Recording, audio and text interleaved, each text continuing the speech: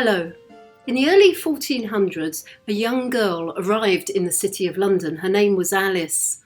Now, the 15th century city was a mercantile, bustling, busy place, and it must have seemed quite bewildering to her.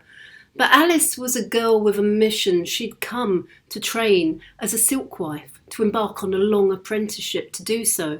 Now, silkwives or silkwomen in the city of London were the women who manufactured all the beautiful trimmings and braids and ribbons and lace that decorated the clothing of the elite during those days. Now, her parents hadn't been cruel in sending Alice down to London. Quite the opposite. They were acting in her interest, because if she became a good craftswoman, she would attract a better quality husband on the medieval marriage market. Now, Alice must work very hard, because in her 20s she indeed marries a rich widower. His name is Richard Claver. He's a mercer, a cloth merchant. And this isn't an unusual combination. It makes perfect sense for a cloth merchant and a silkwoman to put their money and their resources together and become a kind of medieval power couple. It's not actually Alice's marriage that fascinates me. I'm more interested in her long widowhood, because in 1456 her husband Richard dies.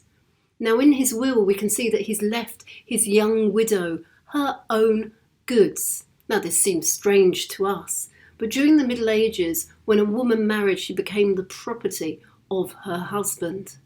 But as a skilled artisan, Alice was able to take advantage of a thing called femme sole. Now, this allowed Alice to continue trading and running her business from within her marriage. And we can see she did this because in 1461, she's providing trimmings and decorations for the clothes of Edward IV and his Queen Elizabeth Woodville. She's providing goods for the most powerful people in the land. Now, as a wealthy woman, Alice would have been expected to give money to charity, alms to the poor, gifts to the church, but she seems to have been more directly involved in helping those in her community. Obviously, through her trade, she was training young girls to be silkwomen, giving them some degree of financial security, where they obviously trusted her, because in 1485 she made representations to Parliament on their behalf. The problem was cheap imports flooding the market from Europe, particularly lace. English lace was highly prized, but it took a long time to produce and it was very expensive. Well, obviously Alice was very eloquent, because she actually won the case. Now, Alice never remarried, even though she would have been rather desirable a prospect.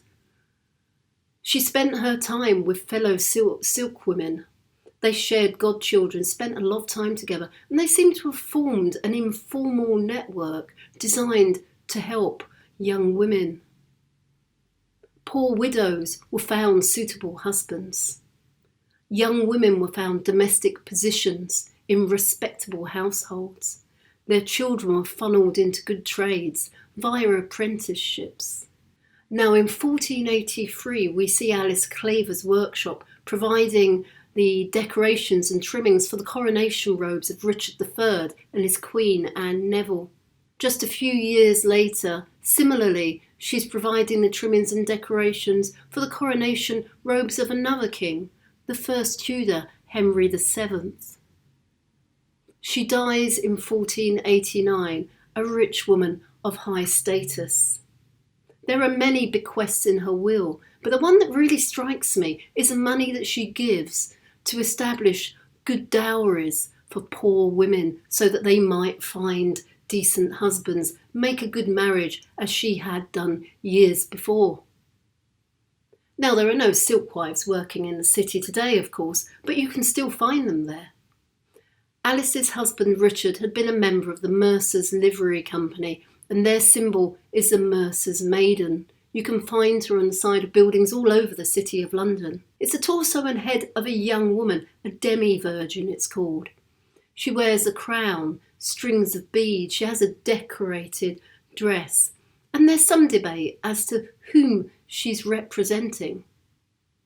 But a very good suggestion is that it might be a depiction of a medieval silkwife or silkwoman, as they were so closely involved with mercers.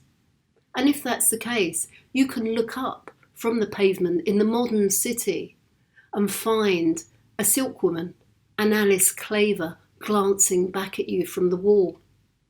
And if this is the case, I would suggest smiling back at her, because she deserves it. Now, thank you for listening. Next week, I'm going to talk about another remarkable woman who took advantage of City of London traditions to get her way.